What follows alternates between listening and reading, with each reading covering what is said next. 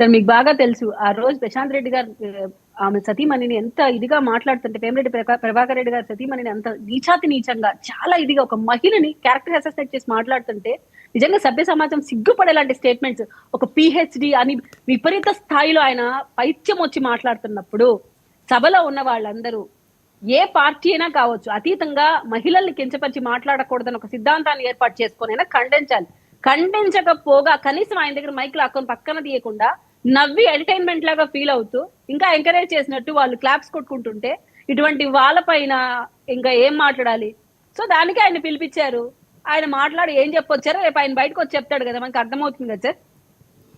ఆ బయట ఉందమ్మా, ఆ బయట ప్లే చేయండి. తప్పకుండా ఇంకెక్కడైనా ఇక్కడి నుంచి రాజకీయాలలో ఎవరైనా వేదిక మీద మాట్లాడుతుంటే ఇంకా నాకు తెలిసి వేదిక ఎక్కేదాన్ని కూడా, ఎందుకంటే ఆయన ఏం మాట్లాడతాడో వేదిక మీద ఉన్న వాళ్ళు తెలియదు పాపం.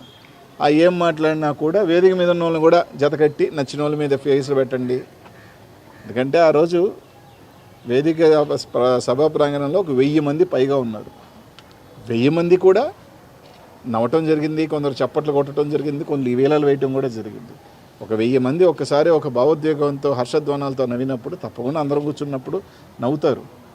అది స్పాంటేనియస్గా ఒక మనిషికి ఎవరైనా కానీ 1000 మంది మనమైనా కానీ 10 మంది కూర్చొని పడవడా నవ్వితే మనం కూడా నవ్వుతాం. సో ఒక్కొక్కసారి మనలో ఉన్నప్పుడు అలా నవ్వటం జరుగుతుంది. నవ్వటం కూడా తప్పే, నవ్వినా తప్పే, చప్పట్లు కొట్టినా తప్పే, ఏదైనా తప్పే అంటే ఇంకా ఈ ప్రభుత్వంలో ఇంక ఏం చేయాలో కూడా వాళ్ళే చెప్పాలేమో. ఇంకా మేము నవ్వకూడదు, మీటింగ్లకు వెళ్తే బ్యాండేడ్ వేసుకోవాలా, చేతులు కట్టేసుకో ఉండాలి, మళ్ళీ ఒకవేళ మా చేతులు ఏదైనా అవుతాయో అవి కూడా చెప్తే దానికి కూడా ఒక ప్రోటోకాల్స్ ఇస్తే ఈ విధంగా నడుచుకోవాలి మీరు, ఈ విధంగా నడవాలి మీరు అనిస్తే అవి కూడా నడుచుకుంటాం. ఎందుకంటే ఈ ప్రభుత్వం అలా ఉంది. మరి ఇంకా లాస్ట్కి ఏ స్థాయికి దిగజారిపోయారు ఇంతకన్నా నేను చెప్పాల్సిన అవసరం లేదు. ఒక సునకానందం పొందండి, పర్వాలేదు. ఈరోజు మేము నవ్వితే బెటర్, రేపు ఇంకో రోజు ఇంకో ప్రభుత్వం వస్తుంది, నవ్వాల్సిన అవసరం లేదు. కూర్చున్నా కేసు పెడతారు, నువ్వు కూర్చున్నావు కాబట్టి కేసు పెట్టానని, లేదు నిల్చున్నావు కాబట్టి కేసు పెట్టానని కూడా వస్తాయి ఇంక రోజులు. రైట్, ఇది కీర్తన గారు. సునకానందం పొందుతున్నారు, నుంచున్నా కూర్చున్నా నవ్వినా కేసులు పెడతారు, మరి ప్రభుత్వం వస్తుందో అప్పుడు తేల్చుకుంటాం అంటున్నారు, సవాల్ విసురుతున్నారు ఇండైరెక్ట్గా. అదే భారతిరెడ్డి గారి పైన జోకులు వేసింటే నవ్వింటాడా అనిల్ యాదవ్? నవ్వింటారా సార్? లేదు, భారతిరెడ్డి గారి మీద జోకులు వేసి ఈయన చెప్పండి ఆ జోకులు భారతిరెడ్డి గారి పైన ఈయన వేయమని చెప్పండి, అక్కడున్న వేళ నవ్వుతారు. మాట్లాడరు కదా, ఎందుకంటే భయం. జగన్మోహన్ రెడ్డి గారు ఏం చేస్తారో ఆయన తెలుసు.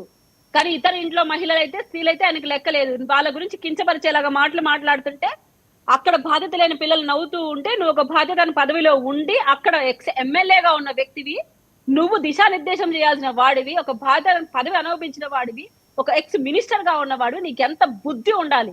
బుద్ధి గడ్డి తిని ఇంకొకటి తప్పు మాటలు మాట్లాడుతుంటే, సాటి మహిళని, నీకు అక్కతో సమానమైన మహిళని కించపరిచి మాట్లాడుతుంటే, నీకు కనీసం ఇంకిత జ్ఞానం లేకుండా నువ్వు నవ్వుతూ మళ్ళీ దాన్ని సమర్థించుకోవడం కోసం ఎదుటి వాళ్ళు కూడా నవ్వుతుంటే నేను నవ్వానంట.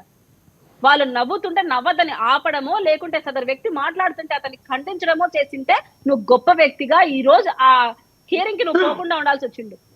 లేదు, నవ్వితే కూటమి తీసుకుపోయింది, ఏడిస్తే తీసుకుపోతుందా, కూర్చోబెడుతుందా, ఇవి కాదు నువ్వు మాట్లాడాల్సింది. తప్పు, సిగ్గుపడాలి. అలాంటి పరివర్తన వైసీపీలో ఈ జన్మకు రాదు sir. And one more thing, ఇంకొక ఆనిముత్యపు ఫోటో నేను ఇంతకు ముందు చూపిద్దాం అనుకున్నాను, మన లైవ్ డిస్కనెక్ట్ అయింది సార్. ఇది జగన్మోహన్ రెడ్డి గారేనా అంటే ఇంతకు ముందు ఆయన కనిపించలేదు, ఇది ఒక కొత్త ఫోటో సార్. జగన్మోహన్ రెడ్డి గారే.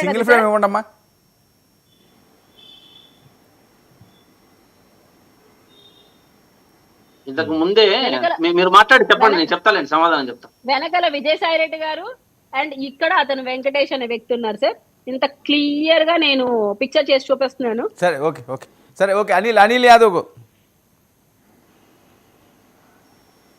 ఇన్ని పిక్చర్స్ చూపించాను, ఇంకెంతకన్నా నేను క్లారిటీ చెప్పాల్సిన అవసరం లేదు. కళ్ళు ఉన్న వాళ్ళకైతే కనిపిస్తాయి. ముఖ్యంగా అనిల్ యాదవ్ గారికైనా ఇంకొకరికైనా ఏ వరకైనా మహిళలు కించపరిచేలాంటి మాటలు మాట్లాడితే కూటమి ప్రభుత్వం చూస్తూ ఉండదు.